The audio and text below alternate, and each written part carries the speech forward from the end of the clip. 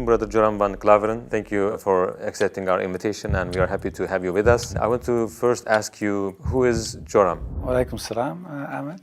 Thank you very much for the invitation. It's a great honor for me to be here. Joram Van Klaveren was born on January 23 in 1979 in Amsterdam, in a pretty regular family: father, mother, brother, another brother, younger, a sister, a cat. In Amsterdam, I was born and raised there. We're a practicing Protestant family. After I finished high school, I studied comparative religion. I was a teacher for a few years. There happened a lot of things in the Netherlands, especially in my life. Also, when I look at the bigger picture when it came to Islam, I became politically active for the Freedom Party. I became a member of parliament. And in the end, I decided to write an anti-Islam book, which started as an anti-Islam book, changed into this search for God, and it ended up me becoming a Muslim. How was your life in regards to faith? What did you believe in? Before I was a Muslim, I was a Protestant Christian from the Reformed Church. We read from the Bible, we all got biblical names, we were all baptized, we went to church, etc., etc. So we're pretty Christian in that way, in that sense. Of course, I believed that there is a creator, I believed in heaven, hell, I believed in angels, revelations, and of course what separates the Christians from the Muslims is that I believe that Jesus Christ was the Son of God. In a more philosophical way, I believed he was God himself, of course. I believed in the resurrection and crucifixion of Christ, of course. And I believed in the atonement. But because the Trinity is a very complex concept, whether you believe it or not, it's still very complex. Because if there is a God in the Bible, it says God is eternal. But if you are eternal and you die, you cannot be eternal, immortal at the same time. So that was something when I was a little older, 16, 17, I started questioning things like that. It's not very logical. I talked to many priests, preachers, even rabbis, and the answers I got weren't very satisfying. That made it for me kind of complex, and in the end I had some doubts about stuff like this, but I said, well, I set it aside and I thought, okay, I just believe it, and perhaps I'm not smart enough to get the whole picture. And I still believed in God. I still believed that Jesus was a very important person.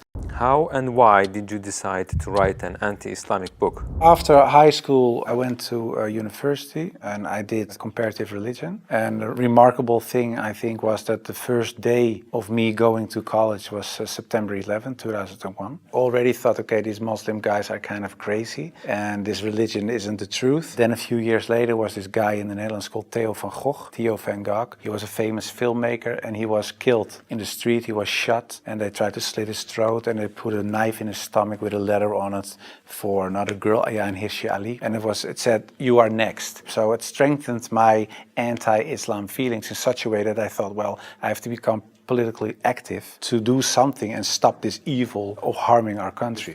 So after weeks and weeks of study, reading, rereading all kinds of books, I thought to myself, okay, perhaps this oneness of God is something that is true. So that's how it started.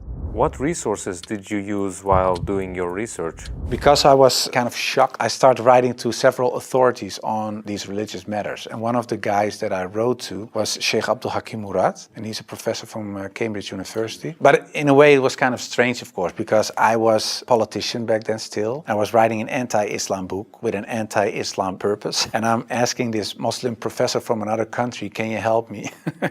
So I told him, I'm writing a book. I have a lot of questions. So I was very plain. Why is Islam promoting terrorism? Why is anti-woman? Why is anti-Christian? Anti-whatever. After, I think, 6 weeks, he sent me a very extensive email. And he started explaining, directly answered a lot of my questions. But he also told me, you have to read this article, read this book, read that book, ask this person. And so he was very extensive in his way of explaining. But in the end, after I read all these books and articles and made a comparison between prophets from the Old Testament with Muhammad, peace and blessings be upon him, I had no arguments anymore to say they are prophets and he is not. And I thought to myself, well, if I accept Moses on these grounds and I cannot accept the prophet, then there is something else. So I thought, why don't I think he is a prophet? And I thought, oh, perhaps because he had many wives. But then again, when you look at Solomon or you look at King David, Abraham, there are a lot of people in the Old Testament that had more wives. wives. And when you look at even outside of the religious books,